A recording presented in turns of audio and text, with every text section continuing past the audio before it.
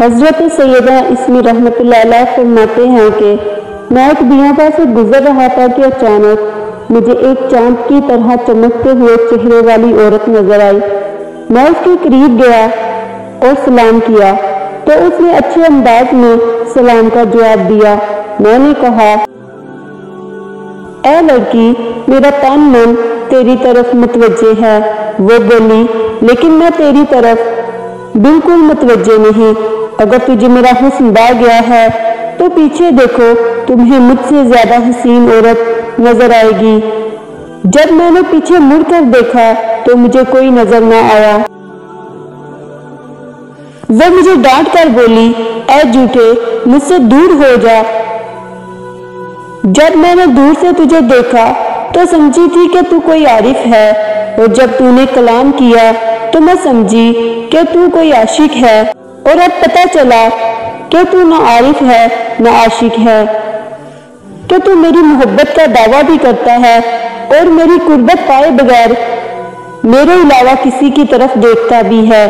پھر وہ مجھ سے دور چلی گئی اور نظر بڑھ کر آسمان کی طرف دیکھنے کے بعد بلند آواز سے کہنے لگی، آہ آہ یا الہی عز و جل، وصال کی چاہت نے مجھے لوگوں سے غیر مانوس کر دیا، افسوس جدائی کے خوف نے مجھے بے قرار کر دیا، آہ وصال سے پہلے جدائی پر افسوس۔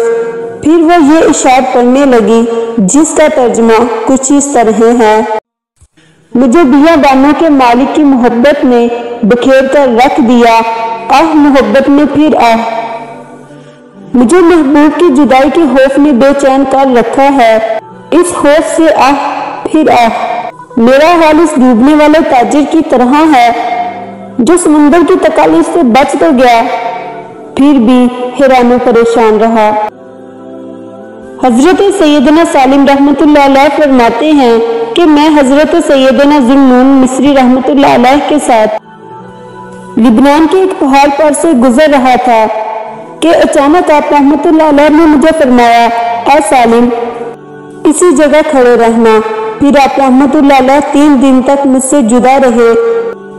جب مجھے بھوک لگتی تو میں جھاڑیاں اور پودے کھا لیتا اور تالاب کا پانی پی لیتا۔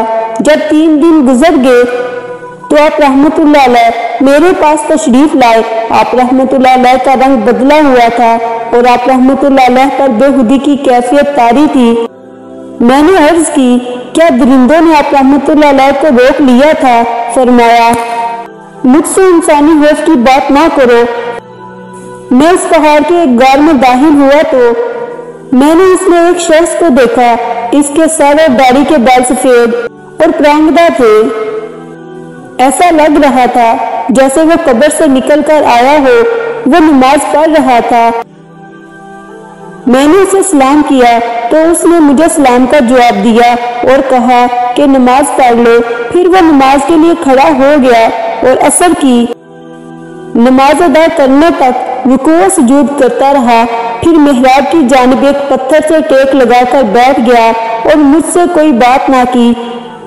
تو میں نے کلام کی ابتدا کرتے ہوئے کہا کہ اللہ عز و جل آپ پر رحم فرمائے، مجھے کوئی نصیحت فرمائیے جس سے میں نفع اٹھا سکوں اور میرے لیے دعا کیجیے۔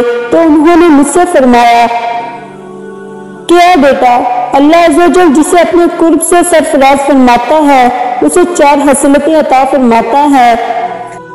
نمبر 1، خاندان کے بغیر عزت عطا فرماتا ہے۔ نمبر 2، بغیر سیکھے علم عطا فرماتا ہے۔ نمبر 3، مالداری کے بغیر غنا عطا فرماتا ہے۔ نمبر 4 اور ساتھیوں کے بغیر انس عطا فرماتا ہے۔ پھر انہوں نے ایک زوردار چیخ ماری اور 3 دن تک بے ہوش رہے۔ میں سمجھا کہ ان کا انتقال ہو چکا ہے۔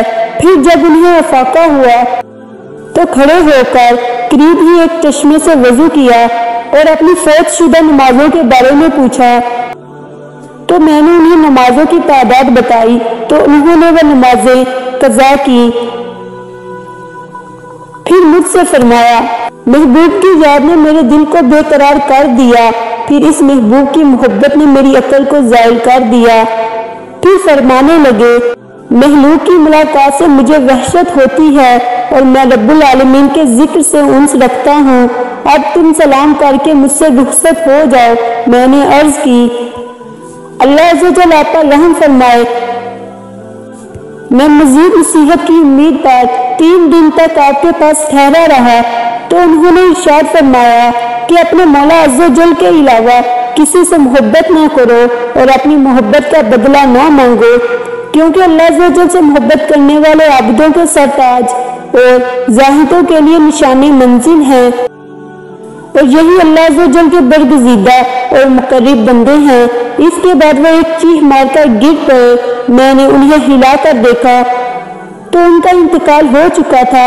تھوڑی ہی دیر بعد پہاڑ سے عابدین کی ایک جماعت اتری، انہیں غسل دیا اور کفن پہنا کر جنازہ ادا کرنے کے بعد انہیں دفن کر دیا۔